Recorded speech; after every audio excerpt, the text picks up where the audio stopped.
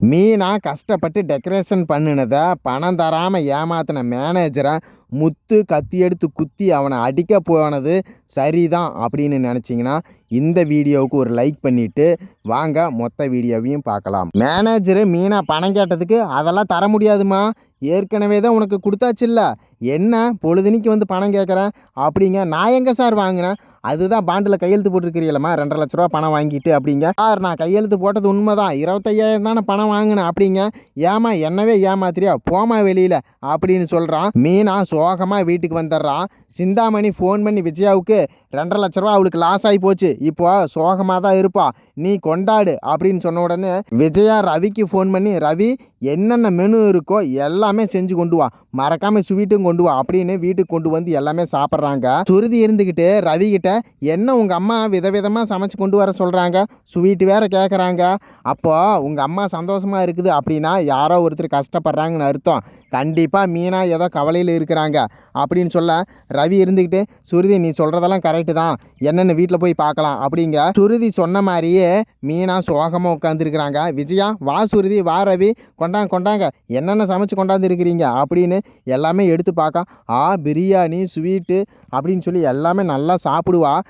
மீனா நீயே வந்து சாப்பிட்றியா அப்படிங்க. மீனா எடுத்துகிட்டு, இல்லை எனக்கு பசிக்கல அப்படின்னு சொல்லிட்டு கட்டலில் ஓரமாக உட்காந்து சோகமாக அப்படியே நம்மளை ஏமாற்றிட்டாங்களே, நம்மளும் ஏமாந்துட்டோமே அப்படின்னு உட்காந்துக்கிட்டு யோசிச்சுக்கிட்டே இருக்கிறான். அங்கேருந்து சுருதி பார்த்துக்கிட்டே இருக்கிறான். என்ன மீனா சாப்பிடவே மாட்டேங்கிறாங்க அப்படின்னு எந்திரிச்சு போய், என்ன மீனா என்ன ஆச்சு அப்படிங்க. இல்லை ஒன்றும் இல்லை அப்படிமா. இல்லையே நீங்கள் சோகமாக இருக்கிறீங்க, விஜய் ஆண்டி சந்தோஷமாக இருக்கிறாங்க அப்படின்னா இங்கே ஏதோ பெரிய பிரச்சனை நடந்திருக்குது அப்படின்னு உடனே, இல்லை என்ன பிஸ்னஸில் 2,00,000 ரூபா ஏமாற்றிட்டாங்க அப்படிங்க. என்ன சொல்கிறீங்க மீனா, ஆமாம் என்னை ஏமாற்றிட்டாங்க அப்படிங்க. சரி கவலைப்படாதீங்க, முத்து வரட்டும் அவங்கக்கிட்ட சொல்லுங்கள், அவர் கரெக்டான டிசிஷன் எடுப்பார் அப்படின்னு உடனே முத்து அதேமாரி ஃபோன் பண்ணுவான். ஃபோன் பண்ணி, மீனா குட்டி என்ன பண்ணுறேன் அப்படிங்க. மீனா அழுதுகிட்டு, ஏங்க நல்லா இருக்கிறீங்களான்னு கேட்பான். நான் நல்லா இருக்கேன், நீ ஏன் அழுகிற அப்படின்னு கேட்ட உடனே, அது ஒன்றும் இல்லைங்க அப்படின்னு சொல்கிறான் மீனா.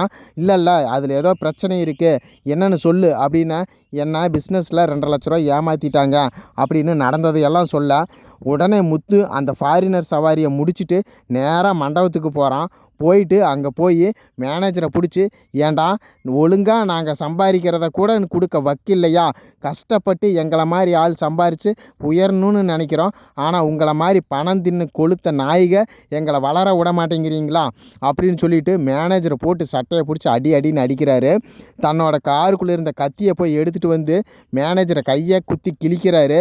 மேனேஜர் ஐயோ அம்மானு கதறான். அங்கே இருக்கிறவங்கெல்லாம் தடுக்க வர்றாங்க. முத்து இருந்துக்கிட்டு அங்கே நடந்த விஷயத்த சொல்கிறான். அங்கே இருந்தவங்கெல்லாம், முத்து நீங்கள் பண்ணுறது கரெக்டு தான் அப்படின்னு சொல்லிட்டு போயிடுறாங்க. மேனேஜர் அடின்னு அடித்ததில் அவனுக்கு கையில் ரத்தம், தலையில் மண்டை உடஞ்சி அப்படியே உயிருக்கு துடிச்சிட்ருக்கிறான். உடனே அங்கிருந்த வாட்ச்மேன் வந்து, சார் இதெல்லாம் நீங்கள் பண்ணக்கூடாது போங்க அப்படின்னு சொல்லிட்டு முத்துவை விரட்டி விட்டுறாங்க.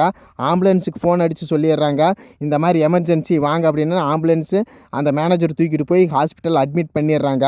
முத்து வீட்டுக்கு போயிட்டு, மீனா நான் என்ன பண்ணிட்டு வந்திருக்கேன் தெரியுமா அப்படின்னு உடனே, என்னங்க உடம்பெல்லாம் ரத்தமாக இருக்குது, என்னங்க சொல்லுங்கள் அப்படிங்க. அந்த மேனேஜரை அடின்னு அடிச்சுட்டேன், கையை கத்தியால் குத்தி கிழிச்சு விட்டுட்டா. என்ன மீனா அவனுக்கு அவ்வளோ தைரியம், ஏழையெல்லாம் முன்னேறவே கூடாதா, ஏழை கஷ்டப்பட்டு நம்மளே சம்பாதிக்கணும்னு நினைக்கிறான், அவனுக்கு அதையும் தட்டி பறிக்கணும்னு நினைக்கிறானுங்களே, இதையெல்லாம் நான் சும்மாவே விட மாட்டேன், ஆத்திரத்தில் அதுதான் நான் இந்த மாதிரி பண்ணிட்டேன் அப்படிங்க. எதுக்குங்க இப்படி பண்ணினீங்க அப்படின்னு மீனா அழுகிறான். அண்ணாமலை வீட்டுக்கு வர்றாரு. மீனா முத்து அப்படிங்க 2 பேரும் கதவை திறந்து வாங்க மாமா அப்படின்னு மீனா சொல்கிறான். என்ன 2 பேரும் அழுதுகிட்டு இருக்கிறீங்க அப்படிங்க. மீனா அண்ணாமலை கிட்ட நடந்த விஷயத்தை எல்லாமே சொல்லிடுறான். அதுக்கு அண்ணாமலை இருந்துக்கிட்டு, நான் சின்ன வயசில் அப்படித்தான் மீனா 20 ரூபா கடையில் கொண்டு போய் கொடுத்தேன், அதுக்கு 10 ரூபாய்க்கு முட்டாய் வாங்கிட்டு 10 ரூபா சில்லறை வாங்கும்போது கிழிஞ்ச நோட்டு அந்த கடைக்காரன் அண்ணாச்சி கொடுத்துட்டாரு.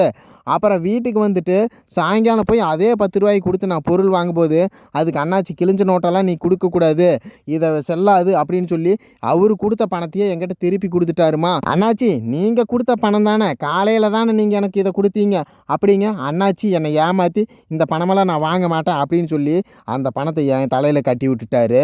அப்படியே நான் யோசிச்சுக்கிட்டே வந்தேன். அதே நோட்டை மீண்டும் பிரித்து நல்ல டேப்பெல்லாம் ஒட்டி அதே அண்ணாச்சி கடையில் நான் செலுத்திட்டேன். நம்மளை ஏமாற்றணும்னு நினைக்கிறவங்கள நம்ம ஏமாத்துறதுல தப்பே இல்லை மீனா அப்படிங்க. அப்போ தான் மீனாவுக்கு அறிவு வருது. கண்டிப்பாக நம்மளை ஏமாற்றிட்டாங்க இல்லையா, நான் எந்த தப்பும் செய்யலை, நேர்மையாக தான் வேலை செஞ்சேன், நேர்மையாக தான் இருந்தேன். ஆனால் மேனேஜர் நம்மளை ஏமாற்றி நம்மளை பழி பண்ணிட்டான். அதனால கண்டிப்பாக குறுக்கு வழியில் போய் தான் அவங்கள அடிக்கணும் அப்படின்னு நினச்சிட்டு குறுக்கு வழியில் கையில் எடுக்கிறான் மீனா. மேனேஜர் அடித்த முத்துவை காப்பாற்ற, முத்து நீங்கள் ஃபாரின் சவாரி ஓட்ட போயிருங்க, நான் போலீஸ் கேட்டால் நீங்கள் இங்கேயே இல்லை அப்படிங்கிற மாதிரி ஏமாற்றி சமாளிச்சிடலாம் அப்படின்னு சொல்லிட்டு 2 பேரும் பேசிக்கிறாங்க. அதுக்கு முத்து சொல்கிறாரு, மீனா அப்பா சொல்கிற மாதிரி கெட்டவங்களா கெட்ட வழியில் போய் தான் நம்ம தோக்கடிக்கணும். நீ சொல்கிற மாதிரியே நான் வெளியூரில் இருக்கிற மாதிரி அங்கே இருக்கிற, இங்கே நிலைமை சரியானதுக்கப்புறம் சொல்லு மீனா, நான் வர்றேன் அப்படின்னு சொல்கிறாரு முத்து. சரிங்க, நான் சிந்தாமணியும் அந்த மேனேஜரையும் அவங்க வழியிலே போய் நல்ல பாடம் புகட்டுறேன் அப்படின்னு சொல்கிறா மீனா.